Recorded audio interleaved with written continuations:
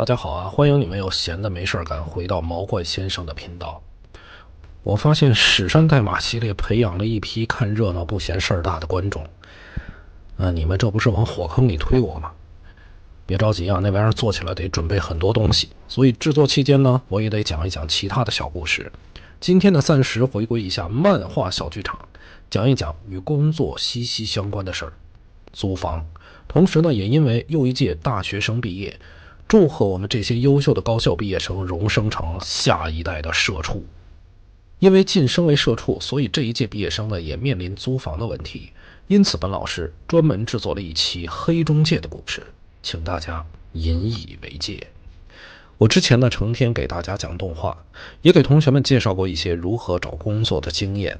如果你是还没有成为社畜的学子，你有需要在找工作上有人给你指点迷津，那么请点击视频下方的链接，相信呢对你会有帮助。帮不上呢我也不负责啊。好了，步入正题。我曾经呢在一个商业培训学校当老师，就是那个教学经理请客最后 AA 制的那个学校。因为学校招收的学生遍布中国各地，所以呢，学校也帮助学生办理一部分租房的事务。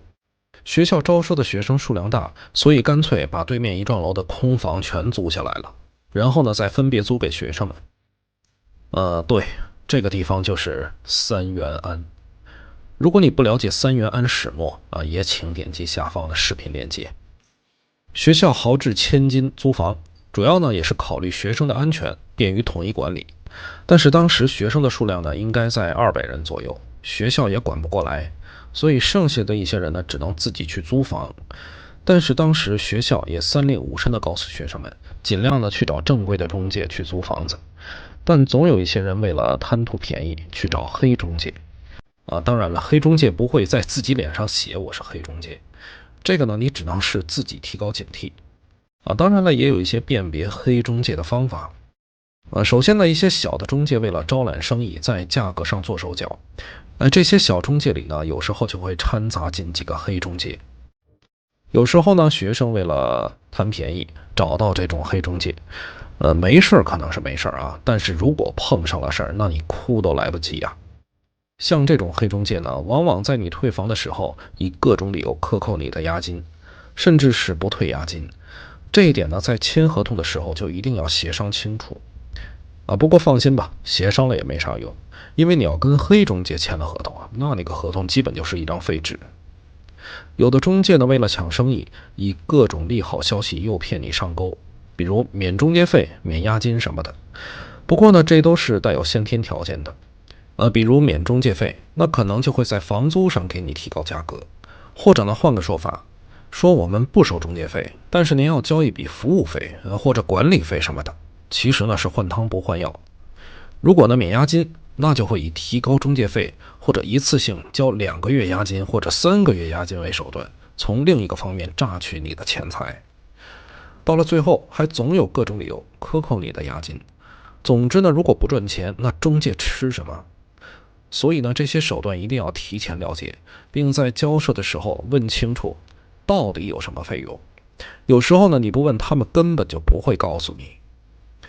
我也租了很多年的房了，我一般呢都找大的房产中介，而且是收中介费的这种。其实呢，这种麻烦反而会比较少。然而呢，即便是这样，这些中介也会有很多下三滥的手段坑你的钱，比如在押金、房租什么都谈好的条件下，并且交了定金的前提下，在签合同的时候又跟你提出来，交什么卫生费，有的时候呢，甚至让你交有线电视费。这都什么年代了，还看有线电视呢？不过呢，现在确实是很多只有有线电视的人才有房子出租。所以呢，在交定金、签合同之前，一定要问清楚，除了押金、中介费、房租之外，还有没有额外要交的钱，比如卫生费有线电视费网费、取暖费、物业费等等，你能想到的都要问。有时候不问，他们真的不会说，到最后关头再坑你一笔。我举个我之前的例子，我提前跟中介说明了，我不看有线电视，你这个有线电视的钱我能不能不交这个是可以和中介沟通的中介可以跟房东再协商。一般呢，这个钱也是可以免掉的。当然了，现在主要是网费啊，好的中介呢，像这种网呀、WiFi 呀，都是给你办好的。还有卫生费，这个也是我之前租房的一次经历，而且我也是在交定金之前都反复问了，我说除了这些还有没有其他费用？中介说没有了。结果呢，我就把定金交了。第二天签合同的时候，中介又跟我提出来说，其他的费用都没有了，你再交一个卫生费。我当时就急了，我说我昨天问你了，还有没有其他费用？你说没有，你今天又跟我提一个卫生费，什么叫其他费用没有了，再交一个卫生费？你这不明摆着蒙人吗？我说我不交这个卫生费，他看我跟他急了，最后也没有办法，说那算了，这个卫生费就不用交了。而且呢，当时我去的还是我爱我家这种相对正规一点的房产中介呀。后面呢，就是我学生去堵黑中介门的惊心动魄的经历了。那是之前的三元安学校，其中的一个学生为了贪便宜呢，找到了一个小中介，结果呢遇上了中介跑路，后面引发了一连串的连锁反应，最后呢甚至闹到了法院。起因呢是一天我这个学生接到了中介的电话，说让他赶紧搬出去，然后给你办退房，理由呢是房东突然收房。本来呢这种破事跟我也没什么关系，我一个美术老师开始连这事儿都不知道。但倒霉的是呢，那天早上学校一个网管跟路上一个傻子发生口角，结果俩人闹到派出所去了。我倒霉的又去得早，了解我的朋友知道我有一个坏习惯啊，早起。正好那天早上校区经理也在，校区经理一看我说：走，跟我去派出所捞人去。我说这事叫我干啥？他说网管出事了，派出所叫我去。我也没捞过人啊，咱俩一块去，心里踏实。我只能跟着这个傻子一起去了派出所。结果到了派出所，这弱智网管还在那儿跟人家叫嚣呢，说什么你等着我出去接着弄你。对方也不示弱，说你试试，要不你告诉我你住哪儿，要不咱俩就在朝阳公园约个架。我说你俩拉倒吧，我这忙得要死，还得解决你们俩这破事儿。一番询问和手续之后，我跟校区经理把这傻子给领出来了。刚出了派出所，我突然发现对面我那个学生跟一大帮人又进了派出所。我说你他妈打群架了！我这费了半天劲，刚捞出一个傻子，你又给我添乱。那学生说：“老师，我没打架，我们被骗了。”原来呢，这一大帮子人都是黑中介的受害者。这家黑中介呢，原来是租了好几个房子，然后把每套房子分割成那种很小的单间，分别租售。这不用说现在啊，那在当时也是违法的。但是呢，总会有这种中介铤而走险。结果呢，因为这个中介的违法操作，不知道是被人举报了，还是被房东知道了。反正呢，他们是来了一招偷梁换柱，告诉大家，赶紧来换合同，准备给你们退费。实际上呢，他们就是想收合同跑路。这帮租客呢，听说要退费，赶紧风风火火的赶来了。结果来了之后呢，黑中介第一句话就是先收合同，收了合同才能给你们退费。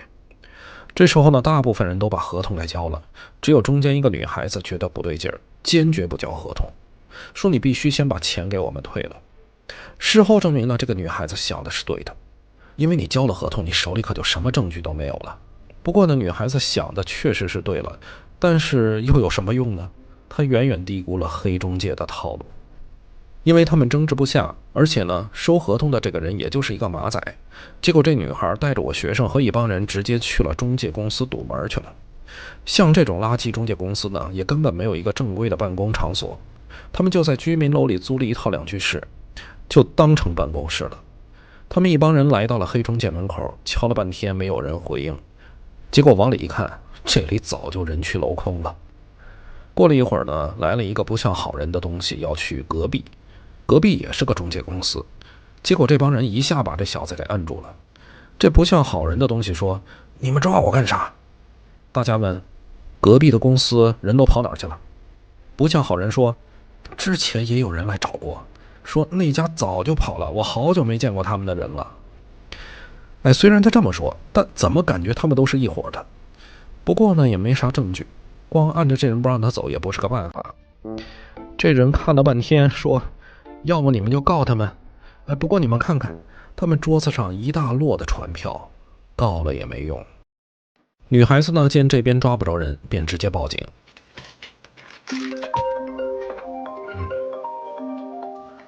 喂，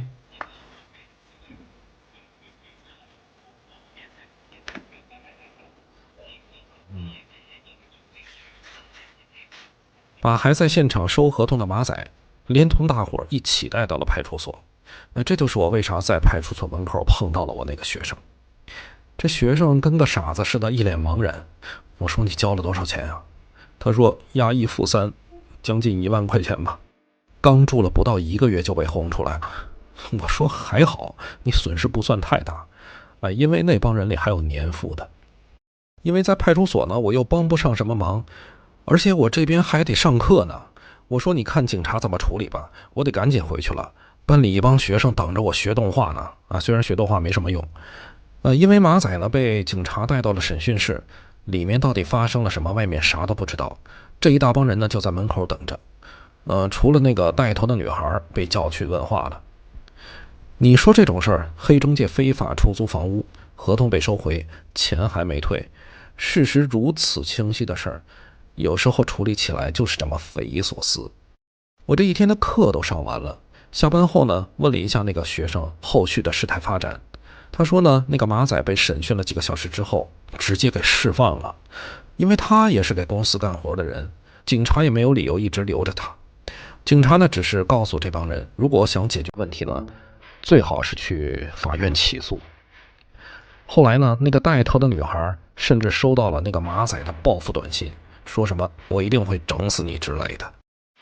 结果一气之下，这个女孩还真带着我学生一行人去了当地的法院。结果呢，起诉远没有大家想的那么简单，各种麻烦的证件就不用说了，还要写诉状。最后呢，就连要告的这个黑中介公司的名字都没搞明白。那位说他不是有合同吗？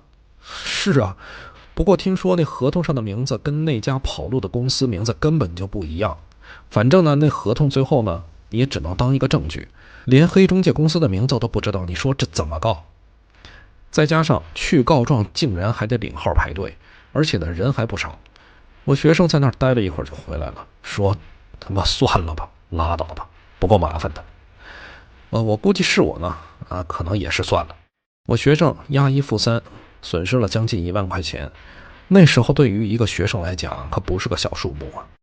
不过呢，他实在是受不了后续的起诉的奔波和精神折磨，因为他还有别的事要干呢，他还有没用的动画要学呢，所以自己就放弃了。对于其他人和那个女孩的后续，我也就不再清楚了。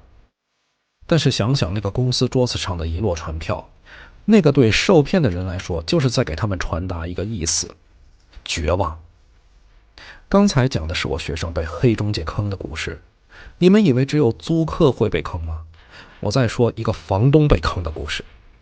这是我另一个学生之前遭遇的。我怎么那么多学生？他曾经呢跟一个中介签约，交了1年的房租，但是呢住了半年多之后，有一天房东突然找上门说：“你房租交了吗？”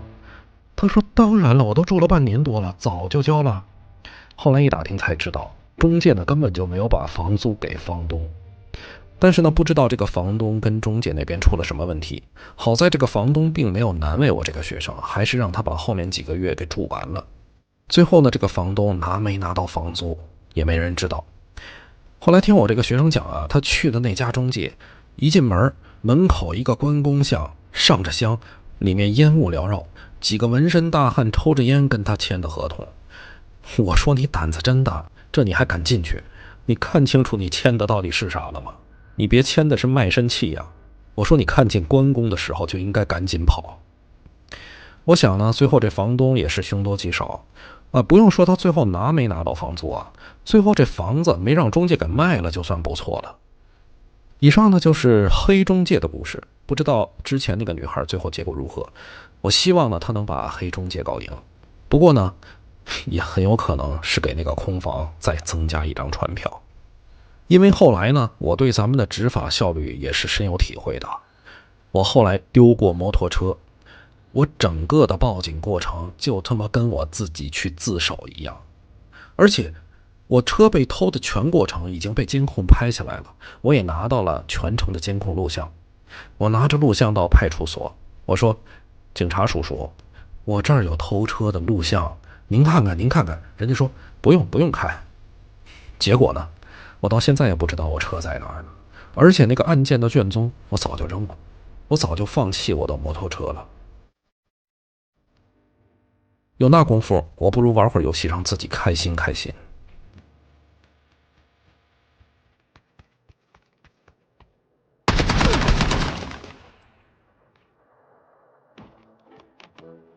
好了，今天讲的是黑中介和租房的故事，希望大家提高警惕啊，小心黑中介，也希望大家能租到自己合适的房子。当然了，最好你楼上没有人每天跳绳啊。关于这个呢，又是另外一个故事了，以后有机会给大家讲讲楼上的逆鳞。好了，请关注点赞毛怪老师的频道，小本本在此，我看看下次讲点啥玩意儿。See you next.